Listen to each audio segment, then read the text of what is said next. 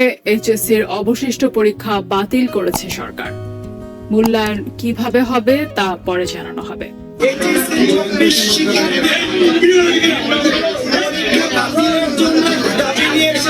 শিক্ষার্থীরা ঢুকে পড়েন সচিবালয়ে।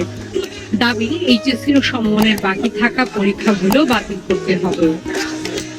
এইচএসসি পরীক্ষা বাতিল না, এইচএসসির বাকি পরীক্ষাগুলো অর্থাৎ স্থগিত থাকা পরীক্ষাগুলো বাতিল। আসসালামু আলাইকুম, welcome to BD study apps. Hello প্রিয় শিক্ষার্থী, তো তোমরা যারা এইচএসসি মূলত পরীক্ষা দিচ্ছিলে তো তোমাদের জন্য রয়েছে একটি অত্যন্ত গুরুত্বপূর্ণ আপডেট। সেটা হচ্ছে তোমাদের সকল এইচএসসি পরীক্ষা স্থগিত হয়ে গিয়েছে বা বাতিল হয়ে গিয়েছে।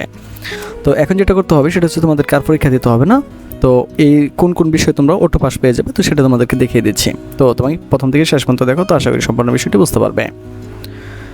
এসএসসি স্থগিত সব পরীক্ষা বাতিল করা হয়েছে, ফল কীভাবে হবে সে বিষয়ে পরবর্তীতে সিদ্ধান্ত নেওয়া হবে।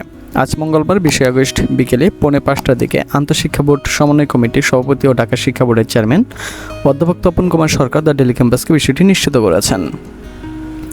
এর আগে পরীক্ষা না দেওয়ার দাবিতে দুপুরে সচিবালয়ের ভেতর ঢুকে পড়েন এসএসসি পরীক্ষার্থীরা। অদ্ভুত পরিস্থিতিতে পরীক্ষা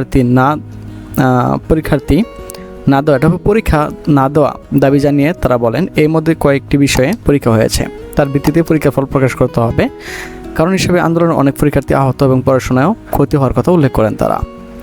এ অবস্থায় শিক্ষার্থীদের একটি প্রতিনিধি দল বিকালে বৈষম্য বিরোধী ছাত্র আন্দোলনের সময়ক হাসনাত আবদুল্লাহর নেতৃত্বে শিক্ষা মন্ত্রণালয়ের সিনিয়র সচিব শেখ আব্দুর রশিদের সঙ্গে বৈঠক করেন। এ সময় সচিবের কক্ষের বাইরে পরীক্ষা না দেওয়ার দাবিতে বিক্ষোভ করেন আন্দোলনরত অনেক শিক্ষার্থী। এর আগে শিক্ষা উপদেষ্টা ওয়াহিদ উদ্দিন মাহমুদের সভাপতিত্বে মঙ্গলবার সকালে সচিবালয়ে এক জরুরি সভায় 11 সেপ্টেম্বর থেকে পরীক্ষা আরও 2 সপ্তাহ পেছানোর দাবি নেওয়া হয়েছিল বা সিদ্ধান্ত নেওয়া হয়েছিল। তাছাড়া 100 নম্বরের প্রশ্ন থেকে 50 নম্বরের প্রশ্ন দেওয়ার মাধ্যমে অর্থাৎ অর্ধেক প্রশ্নোত্তরে বাকি বিষয়গুলো পরীক্ষা নেওয়ার সিদ্ধান্ত হয়েছিল। তো পরীক্ষার্থীরা সচিবালয়ের ভেতরে প্রবেশ করে শিক্ষা মন্ত্রণালয়ে গিয়ে বিক্ষোভ শুরু করে। পরে স্থগিত পরীক্ষাগুলো বাতিলের সিদ্ধান্ত নিতে বাধ্য হন কর্মকর্তারা। তো এই নিয়ে ঢাকা শিক্ষা বোর্ডের ওয়েবসাইটে আরও কিছু তথ্য রয়েছে, তো সেটা যদি তোমরা দেখতে চাও সেই জন্য তোমরা করবা ঢাকা এডুকেশন বোর্ড লিখে তোমরা সার্চ করলে ওদের ওয়েবসাইটে ঢুকতে পারবা।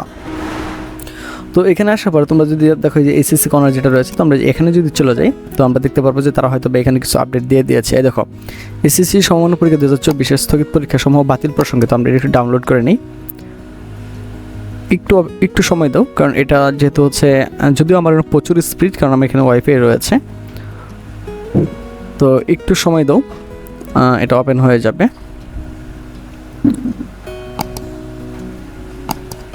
আমরা একটু অপেক্ষা করি। হ্যাঁ, ওপেন হয়ে গিয়েছে, একটু খেয়াল করো। এসএসসি সমমান্য পরীক্ষা 2024 স্থগিত পরীক্ষা সমূহ বাতিল। এখন প্রশ্ন হতে পারে যে স্যার আমাদের যে অন্যান্য শিক্ষা বোর্ডগুলো রয়েছে সেখানে কি হবে? বাংলাদেশের যত শিক্ষা বোর্ড থাকুক না কেন সকল শিক্ষা বোর্ডের পরীক্ষা স্থগিত হয়ে গিয়েছে, কারণ এটা হচ্ছে মেন সচিবালয় থেকে এটা প্রকাশ করা হয়েছে। হ্যাঁ, তো উপযুক্ত বিষয়ের পরিপ্রেক্ষিতে জানা যাচ্ছে যে অনিবার্য কারণবশত এসএসসি সমমান পরীক্ষা 2024 স্থগিত পরীক্ষা সমূহ বাতিল করা হলো। তার মানে তোমাদেরকে আর কোনো পরীক্ষা দিতে হবে না, তোমরা এমনিতেই অটোপাস পেয়ে যাবে। তো আশা করি বিষয়টি তোমরা বুঝতে পেরেছ। তো এর পরবর্তীতে তোমরা যদি আরও কোনো আপডেট চিন্তা চাও সেটার জন্য তোমাকে যেটা করতে হবে অবশ্যই আমাদের চ্যানেলটিকে সাবস্ক্রাইব করে পাশে থাকতে হবে। তো আজকে এখান থেকে বিদায় নিচ্ছি, কথা হচ্ছে আবার একটি নতুন ভিডিওতে। সে পর্যন্ত সকলে ভালো থাকো, সুস্থ থাকো এবং সাথে থাকো বিডি স্টাডি অ্যাপসের।